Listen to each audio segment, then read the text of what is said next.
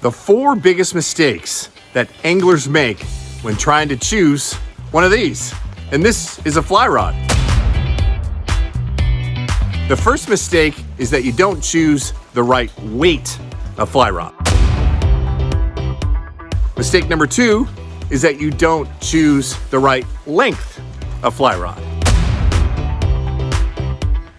Mistake number 3 is that you don't take in consideration the speed or action of the fly rod that you're thinking about purchasing.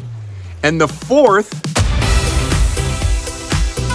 we'll talk about at the end of the video, but it is an important one and worth sticking around for. So in this video, we're gonna talk about those 4 things, and I'm gonna help better your experience the next time you go into your local fly shop or from a family operated and owned local fly rod builder and you wanna buy one of these fly rods.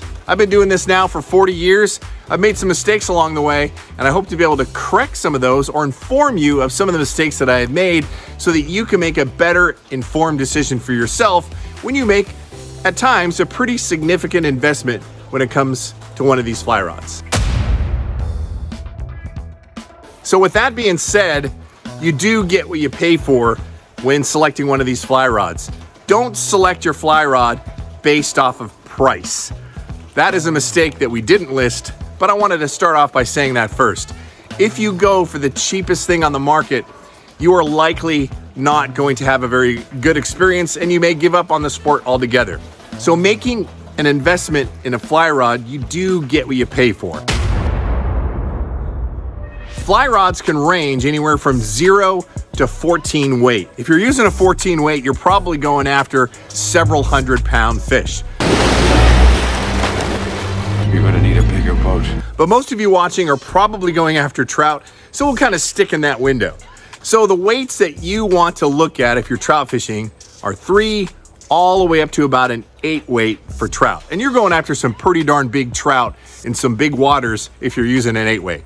Typically, you're gonna use either a 3, 4, 5, or 6 weight if you're going after trout. The weight of a fly rod essentially refers to how strong and how big that fly rod is. So like this here, right here, this rod is a 7 weight fly rod. This fly rod is a lot bigger and stronger than a 3 weight. You would not want to go after giant Lahontan cutthroats with a 3 weight rod. One, you're not gonna be able to cast big heavy flies with that 3 weight, and the fish will probably destroy that rod. So you want something that's bigger or a higher weight if you're going after larger fish. Typically, if you're trout fishing, and especially if you're just starting out, a 5 weight is the perfect size fly rod to start off with. So, I hope that makes sense. Number 2, the length of the fly rod, right here. This particular fly rod that I'm holding is 9 feet in length. Why is length important? Length gives you leverage. The longer the fly rod, the easier it is to cast. Now that is true in most cases. Typically, if you're buying a 3 weight, that is in a lesser length because you're not trying to shoot the fly out 60, 70 feet with a 3 weight. You're generally fishing smaller streams. You need a shorter rod because maybe you have trees and branches over your head, and a 9-footer wouldn't work in the application. But again, if you're doing just basic trout fishing, a 9-foot rod is where you want to start. Some anglers make the mistake of going with a shorter, like a 7.5 or 8-foot fly rod when they first start out, and it is tougher to cast than a 9-foot rod. You just, again, have more leverage when picking up that line. You have a longer rod, which allows you to reach longer distances. So I would definitely start out with a 9-foot rod if you're just getting started with fly fishing. All right, so now let's talk about the action of a fly rod.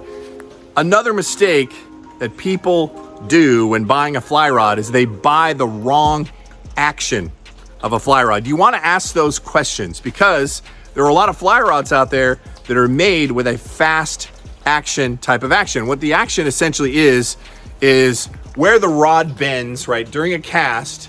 If the rod bends from the tip to about 1/3 of the way down and the rest of this rod stays pretty stiff, That's a faster action rod. Now, the biggest challenge with that is that if your timing isn't perfect using a fast action rod, a lot of people have a lot of trouble, especially if you're relatively new with fly fishing. It's not easy to cast a fast action fly rod. The timing has got to be perfect to be able to load that fly rod up properly and shoot the line out. Now, if you want kind of the best of both worlds, that is a moderately fast action rod. A moderately fast action rod, it will bend further into the blank, so you have a lot of energy transfer from fly rod to fly line, and the recovery time from that fly rod from bending to straightening back out, because that straightening back out is what delivers the energy that the fly rod just produced into the fly line. That is a better option for anyone that's newer to fly fishing, because the technique doesn't have to be as perfect, and the fly rod is far more forgiving with a moderately fast action rod. So that's what I would recommend to anyone that's new to fly fishing. And part of the reason why I designed my own fly rod with a medium or a moderate fast action blank is because these things really are easier to cast. Okay, so now let's talk about number 4. Number 4, one of the biggest mistakes people make when purchasing a fly rod is they don't marry that perfect fly rod up with the right fly line. Fly line does make a difference. You can have the easiest casting fly rod ever built, and if you marry it up with a crappy fly line, you're not gonna have the same experience. A lot of new anglers, especially new anglers that buy those kits, that generally does not have a very good fly line on it.